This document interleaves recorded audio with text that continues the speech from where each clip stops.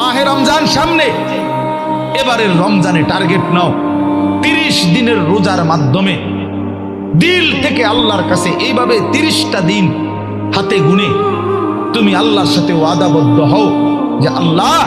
30 দিন আমি রোজা রাখবো। এবং যৌন চাহিদা, লজ্জাস্থানের চাহিদা, অশ্লীলতা, বেহায়াপনা, নর্তকী, নাচ গান, উলঙ্গ ছবি দেখা, নারীকে নিয়ে চিন্তা ভাবনা, মেয়েকে নিয়ে অশ্লীল চিন্তা ভাবনা, অবৈধ কোনো প্রেম সম্পর্ক, হারাম কোনো রিলেশন, এই সব ত্যাগ করে বন্ধু 30টা দিন মনোযোগ দিয়া রোজা রাখো, তারাবি পড়ো,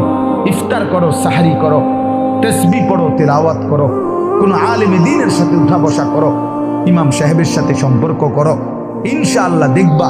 আল্লাহ চাহে তো 30 দিনের মাথায় আল্লাহ বলেন লাআল্লাকুম তাত্তাকুন, আমি আল্লাহ ওয়াদা দিলাম মোমেন তোকে মুত্তাকি বানিয়ে দেব।